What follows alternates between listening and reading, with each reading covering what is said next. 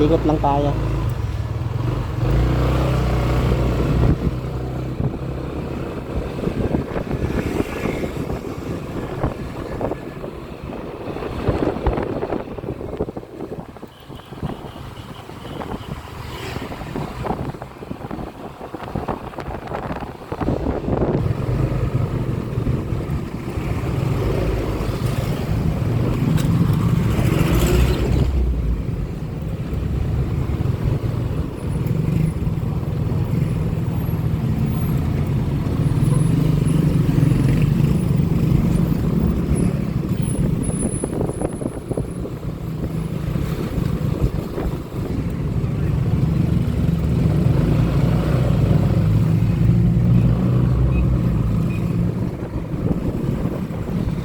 Ito pa lang yung dinadaanan natin, Spain.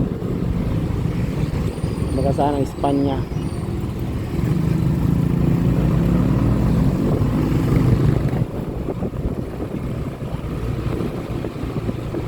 Dito na tayo sa may clear lane.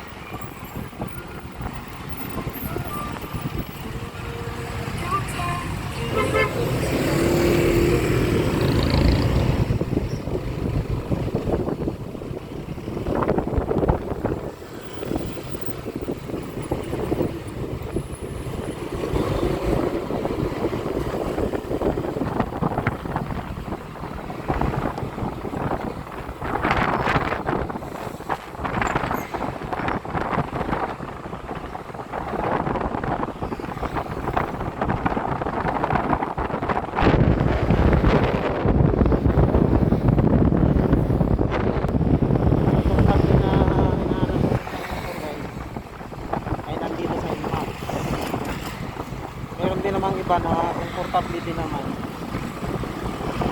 pero iba rin yung comfortable din sa Max sumakay. Kaya nga pala ang Inmax nga pala ay nakala ko dati basta pag nilabas mo sa kasa ay okay na. Wala, nalaman ko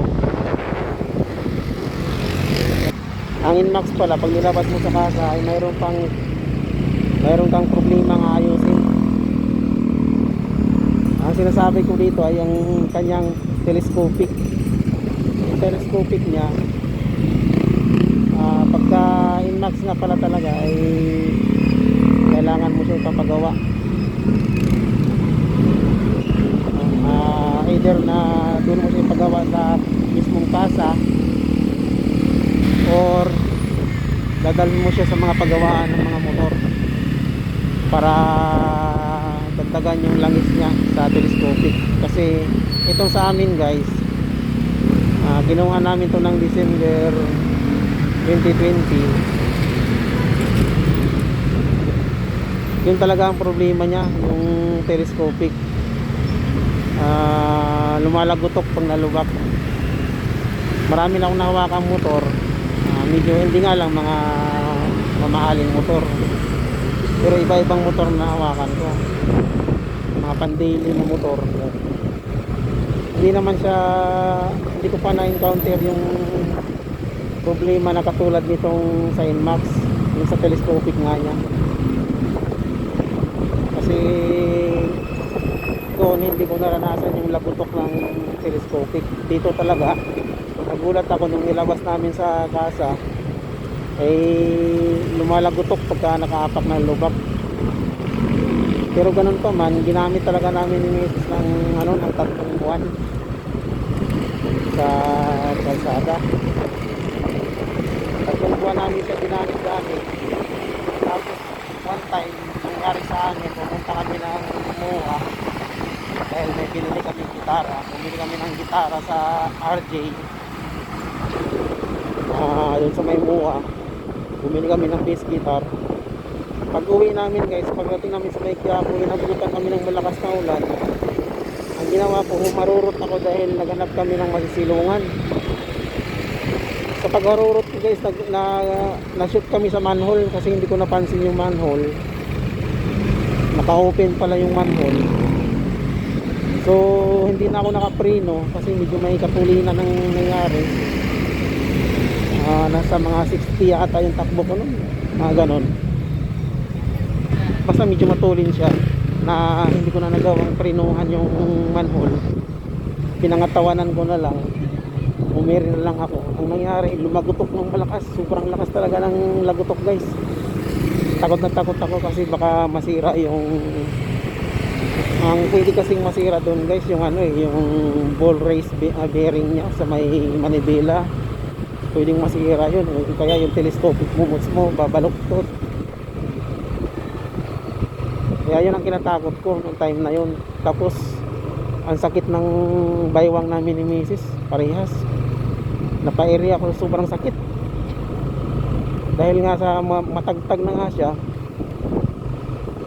Lumalagutok pa yung, mahina pa yung ano, yung telescopic niya sa harap. So hindi lang sa matagtag yung ano problema ko, pati pa doon sa telescopic niya nakulang pala sa langis. Kaya ang time na yon, nag-search ako ng ano sa internet kung saan yung magandang paggawaan ng ano ng mga telescopic. Yun, nakita ko yung paggawaan ng telescopic sa may Caloocan. AB motor yata yun, hindi ko masyadong ano, pero nakalimutan ko na yung ano alam ko AB yun AB, ko lang masyadong matandaan yung ano, motor shop yata yun. Basta pagawaan siya ng ano, pagawaan siya ng mga telescopic, lahat ng mga motor guys, big bike at saka maliliit na motor doon ginagawa. Sila yung gumagawa doon. Yun, dinala namin doon. Ang maganda lang doon guys, talagang maganda talaga doon dahil ina-advise ka ng may-ari. Ina-advisean ka na ano, yun, sinabi nila sa amin na tinanong kami kung ilang kilo kaming dalawa ni Mrs. Kasi lalo na sa akin na araw-araw sa masaya sa motor. Tinanong niya ako kung ano, tinanong kami kung ilang kilo kaming dalawa. Kasi yun pala, timing pala doon sa bigat namin yung ginagawa kami ni Mrs. Minsan sinubukan namin. Daan talaga namin sa yung lubak. Okay na, talagang ano lang siya, siyempre natural diba? Maramdaman mo yung ano, pero hindi na masakit sa likod, hindi na masyadong bagsak, hindi na lumalagutok. Kaya lang yung likod lang ng motor natin, yung shock natin sa likod, hindi ko pa napalitan, kaya sobrang matigas pa rin. Ramdam ko talaga yung sakit ng likod namin, baywang. Ang nangyari, pumunta naman kami doon pagka ano na yun, lumipas mga ano nun, mga 2 buwan yata. Punta kami ng C6, pumunta kami ni Mrs. sa C6. Tapos doon pinagawa namin, naghanap-hanap kami doon. Parang nag-walk-in lang kami guys. Enjoy, nagra-ride slide lang kami. Kasi mahilig kami ni Mrs. talaga pag ano, pagka gabi, ikot-ikot kami niyan. So one time, pumunta kami ng C6 yun. Tingin-tingin kami doon, tinitingnan namin kung saan yung medyo maganda magpagawa ng motor. Yun, may nakita kami isang shop doon na ito yung ano nila, ito yung kasi ito sila. Nagtanong-tanong ako kung anong magandang shock na pwedeng kabit sa motor natin. Yun, binigyan kami ng medyo hindi naman ganun kamahalan at medyo quality din siya. Tapos mas malambot siya doon sa stock na shock. Yun, bumili kami at pinakabit na rin namin. Ang sarap din doon magpagawa kasi yun nga, naka-organize lahat ng mga gamit nila doon. Tapos maingat pa sa mga gamit yung mga gumagawa. Ang babait pa ng mga tao doon guys. Doon ko nabili yung ano natin, yung crash guard sa C6. Ang pangalan nga pala ng tindahan guys, Arsam. Arsam siya. Motor shop yata yun. Ayun. Basta Arsam, ang laki ng sulat ng Arsam guys sa harapan nila. Ang landmark po niya ay nasa may tulay mismo ng C6 sa malaking ilog. Kung galing kang Pasig, nasa bandang kanan siya, bago ka aahon ng tulay, mismo sa may dulo ng tulay na yon, bago ka aahon, kung galing kang Pasig, nasa bandang kanan siya. Makikita mo na guys yung medyo mataas na building na concrete. Ang bait ng mga tao dyan guys, promise. Ewan ko lang sa iba ha, sa mga nagpapagawa dyan, hindi ko lang alam kung anong obserba nila doon. Pero sa akin kasi nabaitan ako doon sa kanila guys, kasi once nagabaklas nila yung parts ng motor mo, talagang iniingatan nila. Tapos may nilagay pa silang lagayan na para hindi magagasgas yung binaklas nilang mga parts ng motor mo. Doon na rin tayo nagpapadagdag ng accessories guys sa motor natin, yung like mga ilaw, sa lights natin. Doon kami bumili ng guys, ang tawag dyan, yung crash guard. So kaya pag tinignan nyo yung motor natin, mayroon siyang crash guard. At yung auxiliary natin guys,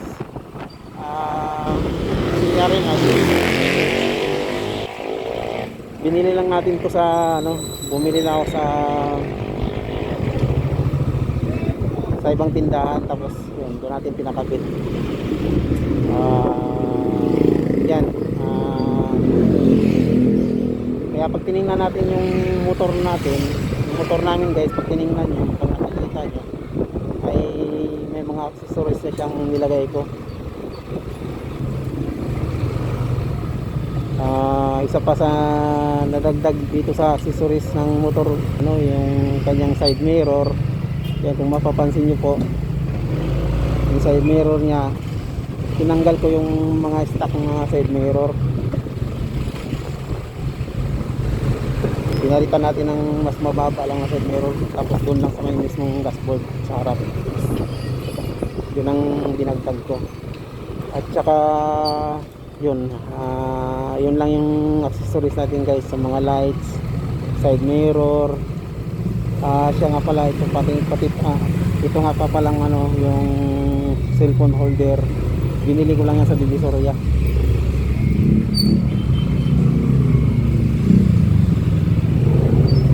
Yan, binili ko lang yan sa Divisoria, yung cellphone holder natin. Tapos ako na lang naglagay, ako na nagkabit. Nakakaintindi naman ako kung saan ko kakabit yung mga wiring. So ako na nagkabit. So yan yung mga accessories natin guys. Pagdating naman sa appearance ng ating motor, kung mapapansin nyo, hindi naman siya ganun ka, yung baga tawagin ay last pag na, baga sa meron kasi mga motor guys na hindi pa siya ganun katagal, pero yung itsura niya parang 6 na taon na, mahigit o 10 taon. So yung motor natin guys, dahil alaga sa punas, alaga sa paligo, pag tinatamad ako guys, ang pinakamatagal na paligo ng motor natin ay umabot ng halos 3 linggo. Pinakamatagal yun. Pero yun naman ay nakapunod ko palagi sa bahay. Hindi siya bilad sa araw. Talagang nakapasok ko lagi sa loob ng bahay para hindi ko nakaparada sa tabi ng kalsada. Kasi pag nakaparada kasi sa tabi ng kalsada, minsan pag may dadaan, pag mga bata may hawak-hawak na matigas na bagay, tapos ikakaskas doon sa motor mo habang naglalakad. Yun ang masaklap doon.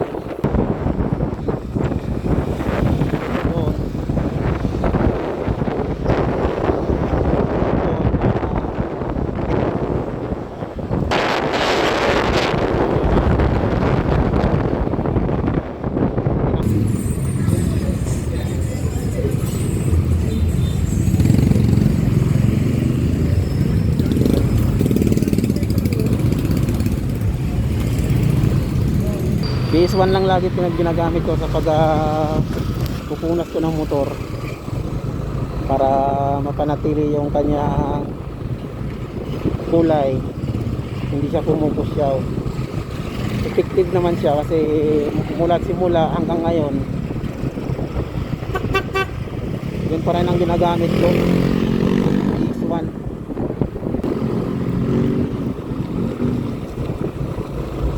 So sa awa ng Diyos, yun, effective naman guys yung ginagamit natin pangintap sa motor. Malinis pa rin yung motor natin hanggang ngayon, mag-intap pa rin. Shoutout nga pala dyan sa mga may-ari ng motor na medyo ayaw yung mga gustong tumagal yung motor sa kanila. Ang sekreto lang naman dyan ay yung kailangan lang lagi ng malinis ang motor. Hugas-hugasan mo lang tapos punas, syempre kasi sinabon mo yung motor, sinabunan mo, tapos wala kang i-apply ng mga pampapagintap kaya pang color sustainer. Pag wala kang ganon, pupusyaw pa rin ang kulay ng motor natin. So, dapat talaga mayroon kayong i-apply ng isang bagay na para tumagal yung kanyang kulay. Dito sa mundo na to, wala talagang forever dito, lahat pumupupas, pati ang ibig pumupupas. Wow, ukot na yan.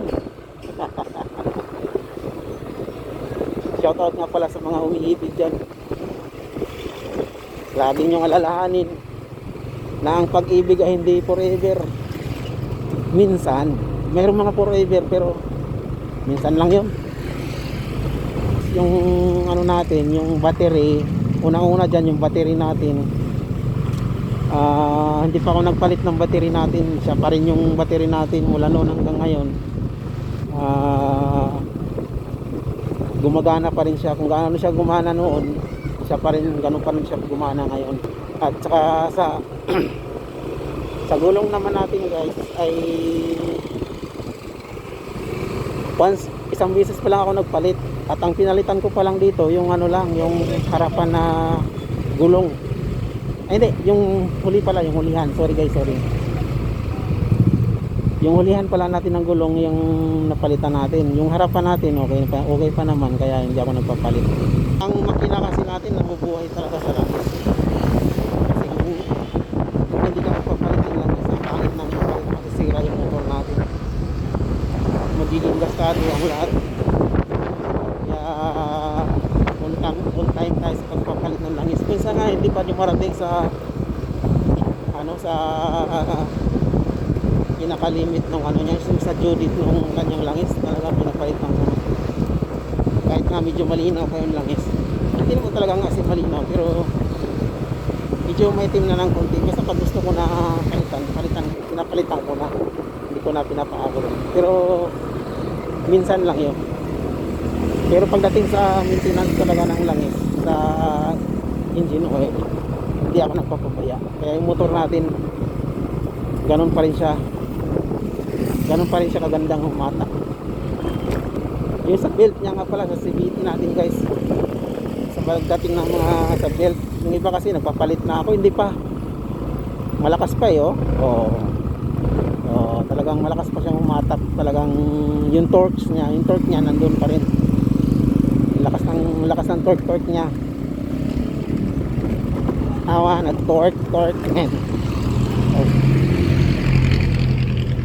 Medyo malubak dito. Nandito na tayo sa may Timberland guys. Kalahin mo yun.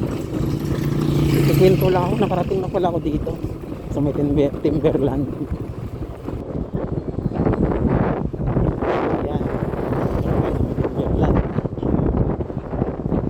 Guys, yun lang muna yung mga pinalitan ko. Yung sa maintenance natin, yung gulong hindi naman masyadong magastos. Actually yung yung odometer natin medyo mataas na nasa 32,210. Kaya naman naging ganyan yan. Kaya umabot sa ganyang kalaking yan. Kasi yun nga, pumasok ako sa angkas para naman din kasi dagdag kita din kahit paano may kita din ako. May 500 man lang ako sa bulsa. Yun, pumasok ako sa angkas kaya tumaas yung odometer natin. Kaya lang hawa ako sa motor natin. Hawa ako sa motor na guys kasi pag nasakyan ng malaki nagkautot-utot yung motor ko. Kaya medyo ngayon laylo muna konti. Yun, umahon na tayo guys. Nandito na tayo sa may paahon ng Timberland.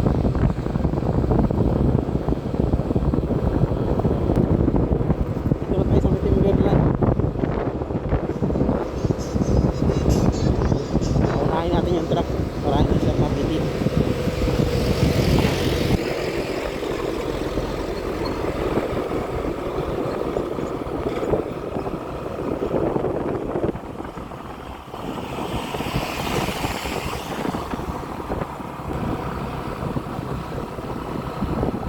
Oh, grabing ahon dito. Grabing ahon dito. Chuchu! Alis dyan, Chuchu! Alis!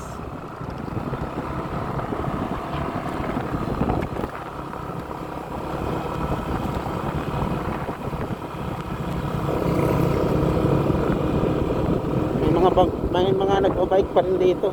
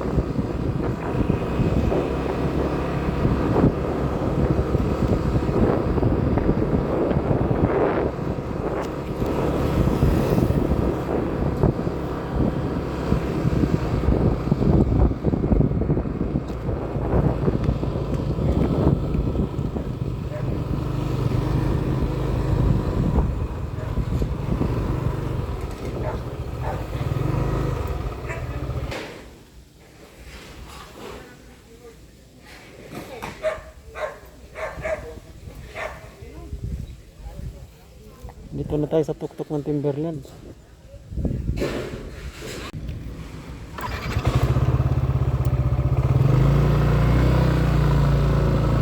Akyat pa tayo dun sa taas guys.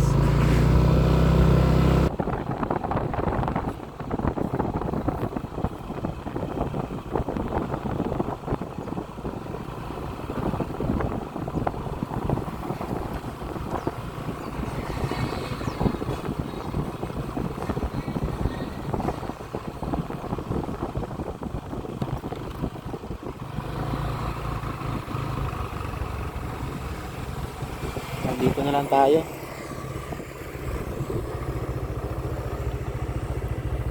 Wala na yung gate dyan. Dati guys may gate dito yan eh.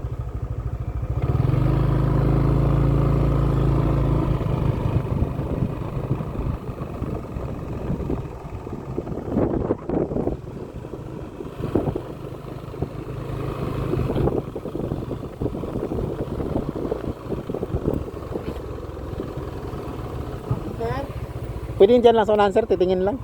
Pwede sir, iwanan nyo lang dito ang motor nyo. Bawal ang motor. Maglakad-lakad sa loob. Pwede. So, hindi na lang tayo tuloy. Bawal na pala doon ang motor. Ikot na lang tayo.